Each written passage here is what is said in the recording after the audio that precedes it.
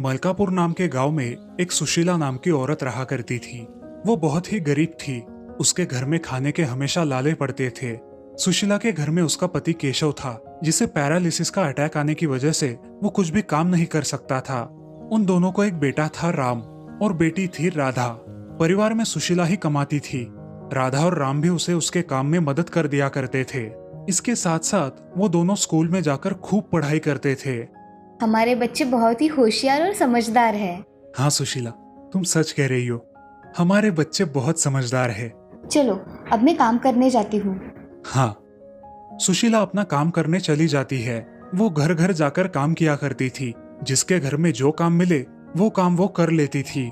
शाम को जब सुशीला घर आती थी तो वो बहुत थक जाती थी। एक दिन केशव को अस्पताल लेकर जाना था, लेकिन सुशीला के पास पर्याप्त पैसे नहीं थे। अजी सुनते हो, मेरे पास 500 रुपये ही है। इतने में अस्पताल का काम नहीं हो सकेगा। हाँ सुशीला, अस्पताल में बहुत पैसे लगते हैं। जाने दो, हम अगले महीने अस्पताल में जाएंगे। मैं कुछ मेरे मालकिन से मांग कर देखती हूँ। हमारा काम हो जाएगा और वो मेरे तनख्वाह से काट लेगी। नहीं नहीं सुशीला, हम अगले महीने ही अस्पताल जाएंगे, इस महीने नहीं जाएंगे। अजी आप ऐसा क्यों कर रहे हो? हम इसी महीने जाएंगे। अभी मैं ठीक हूँ सुशीला, मेरी चिंता मत करो। जी ठीक है, मगर मेरी तनख्वाह होने के बाद आप अस्पताल जाने के लिए ना नहीं कहेंगे। अच्छा ठीक है। उस रात सब लोग खाना खाने के लिए बैठते हैं। तब राम उसकी माँ से, माँ, तुम्हारे हाथ का अचार मुझे बहुत अच्छा लगता है और मेरे दोस्तों को भी बहुत पसंद आता है। हाँ माँ, मेरी सहेलियों को भी तुम्हारे हाथ का बनाया हुआ अचार बहुत अच्छा लगता है। अच्छा, पहले खाना खा लो, बाद में बातें करेंगे। ऐसे ही कुछ दिन बीत जाते हैं और पूरे देश में कोरोना की भयंकर महामारी आती है, जिसकी वजह से कोई भी घर के बाहर निकल नहीं सकता था। अजी मैं काम करने जाती हूँ, नहीं तो पैसे कैसे आएंगे और हम क्या खाएंगे? अच्छा, मगर मैंने सुना है कि ये कोरोना नाम की बीमारी बहुत खतरनाक है। जी मुझे नहीं पता ये कोरोना क्या है, मगर काम नहीं करेंगे तो हम लोग खाएंगे क्या? तुम सच कह रही हो, ये सब मेरी वजह से हुआ है। ना ही मुझे ये पैरालिसिस का अटैक आता और ना ही तुम्हें घर घर जाकर काम करना पड़ता। अजी आप ऐसा क्यों कह रहे हो? मैं कमाऊँ या आप कमाओ, एक ही तो है। मैं काम पर जाकर देखती हूँ। सुशीला बाहर चली जाती है। वो देखती है कि रोड पर कोई भी नहीं था। तभी सुशीला की नजर एक पुलिस वाले पर पड़ती है। वो उसके पास जाती है। साहब क्या हुआ है? कोई भी नहीं है रास्ते पर। इतना सुनसान क्यों है हमारा गांव? आपको पता नहीं है क्या, कोरोना की वजह से अब कोई घर के बाहर नहीं निकलता। और हाँ, आप हमेशा मुंह पे मास्क लगाना। किसी भी चीज को हाथ लगाने से पहले अपने हाथ सैनिटाइजर से सैनिटाइज कर लेना। चलो अब घर जाओ, जरूरत होगी तो ही घर से बाहर निकलना। साहब मैं घर घर जाकर काम करती हूँ। अगर मैं काम नहीं करूँगी तो मेरा गुजारा कैसे होगा? राशन की दुकान पर राशन मिल रहा है, उससे अपना महीने का काम चला लो। अब कोई दूसरा चारा भी नहीं है। ऐसा कैसे चलेगा साहब? अरे बहन जी, ये आपका ही नहीं सब लोगों का हाल है। और अगर आप काम करने जाएंगी ना तो आपको भी कोरोना हो जाएगा। इसलिए सरकार ने लॉकडाउन जाहिर किया है। अब आप घर चली जाओ। जी। बहुत उदास मन से सुशीला अपने घर चली आती है और मुंह लटकाकर बैठ जाती है। तभी केशव सुशीला से, क्या हुआ है, इतने उदास क्यों हो? अजी मैं बाहर जाकर काम भी नहीं कर सकती। अब घर का गुजारा कैसे होगा? देखेंगे, जैसा वक्त आएगा हम दोनों मिलकर उसका सामना करेंगे। तुम चिंता मत करो। उस दिन से सुशीला बहुत चिंता में पड़ गई।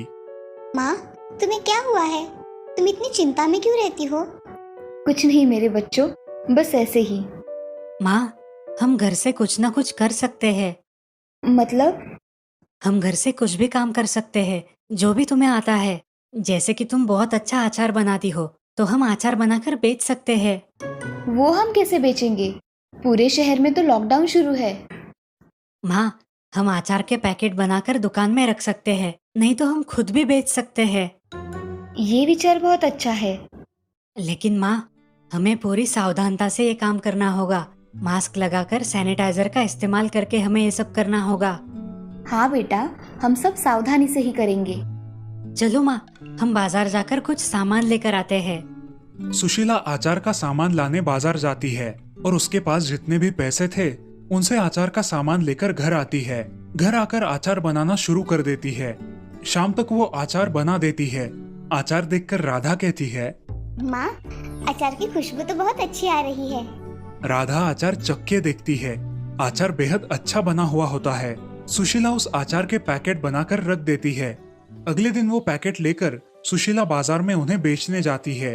अचार की सुगंध और स्वाद से आकर्षित होकर कुछ लोग वो खरीदने आते हैं। बहन, अचार कैसे दिया? भैया अचार 60 रुपए पाव है, आपको कितना दूं? मुझे 1.5 किलो दे दो। जी भाई साहब। मुझे भी 1 किलो देना। हाँ हाँ, देती हूँ। उसके अचार का स्वाद इतना अच्छा था कि बहुत सारे लोगों ने उसका अचार खरीद लिया।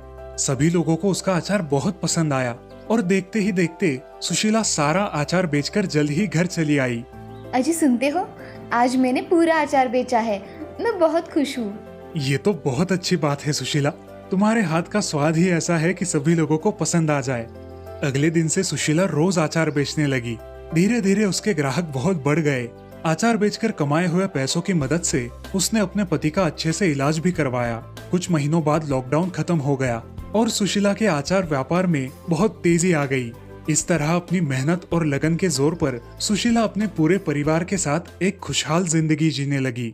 इस कहानी से हमें ये सीख मिलती है कि मेहनत हमेशा रंग लाती है। कोशिश करने वालों की कभी हार नहीं होती।